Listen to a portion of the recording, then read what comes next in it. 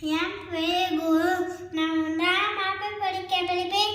Cooperation school Tamil Nadu ஒன்றியம்.